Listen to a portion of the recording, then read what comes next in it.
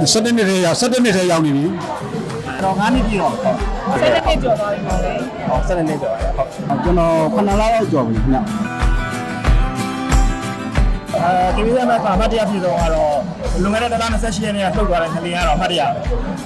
အမတ်တရားဖြစ်တော့ချက်ကကျွန်တော်ဘောနဲ့ရတဲ့နေ့ပါပဲအမတ်တရားဖြစ်ပါတယ် ဒီမျိုးဝန်ထမ်းအားလုံးနဲ့အတူတူတစ်ခါတည်းတွေ့ရတဲ့ဟာလေးတွေကတယောက်နဲ့တယောက်မှတ်မိသွားစေတယ်အမှတ်တရလေးရတယ်အမလိုဝန်ထမ်းအသစ်မျိုးတွေဆိုလို့ရှိရင်တော့ဒီလိုမျိုးမှဝန်ထမ်းဌာနရဲ့ဝန်ထမ်းအားလုံးတွေမြင်ရတာဖြစ်တဲ့အတွက်ဒီလိုမျိုးအစီအစဉ်လေးအမအတွက်အများကြီးအမှတ်တရဖြစ်စေတယ်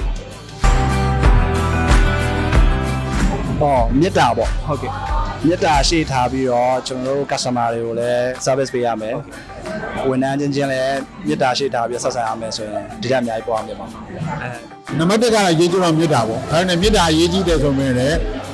မေတ္တာချုံရင်လုံးတယ်လေဟုတ်တယ်မေတ္တာဆိုရင်ယူတယ်လို့ပြောတာများ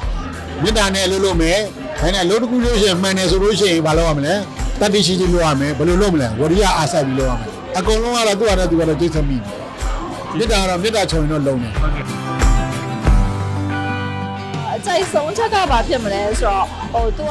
အားလုံး team member တွေအကုန်လုံးက collaborative ဖြစ်တယ်ပြီးတော့တယောက်နဲ့တယောက်ဟိုmeeting တွေထဲမှာတော့ aggressive discussion တွေရှိပေမဲ့ပြီးလို့ရှိရင်တယောက်နဲ့တယောက်အရင် collaborative ဖြစ်တယ်လို့ခံစားရတယ်ပေါ့နော် တော့ပါပြီလေဆိုတော့ team ပေါ့နော်ကျွန်တော် team နဲ့အရင်ကောင်းတယ်အရင်ကောင်းတယ်ပြီးတော့လုံးဝခိုင်ပတ်တယ်ပေါ့နော်ဇီးရိုလည်းအရင်ကောင်းတယ်ဟုတ်ပြောအောင်ပြန်လိုက်တော့ဟို nice fit တာ nice fit တယ်ပေါ့အလုံးလုံးကဒီလိုကကျွန်တော်တို့တိတ်ပြီးတော့ဟိုအရင်ခက်ခဲနေတော့မှ level တစ်ဆင့်တော့ရော့သွားတယ်ပေါ့နော်သွားတဲ့အခါကျတော့ဒါပြောကောင်းပါဟုတ်ဆိုတိုးတက်ဖို့လိုအပ်တဲ့အချက်လေးတွေဆိုရင်ကောင်းတဲ့ချက်တွေအများကြီးရှိနေပြီဟုတ်ကဲ့ပိုကောင်းဖို့အချက်တွေလည်းအများကြီးလိုအပ်သေးတယ်တိုးတက်ဖို့အချက်ဆိုလို့ရှိရင်တော့ဟိုတစ်ချက်တည်းနဲ့ရိုးရိုးလေးပြောရမယ်ဆိုရင်ကျွန်တော်တို့တယောက်ချင်းစီကကိုယ့်အကိုမနေ့ရတဲ့ဒီနေ့တာအောင်လုပ်နေရဆိုရင် okay ပဲနှစ်ပေါ့လေ KBZ master 12နှစ်ရှိခဲ့ပြီဒါပေမဲ့အမတို့ KBZ master မှာ9နှစ်ကျော်ပြီပေါ့နော်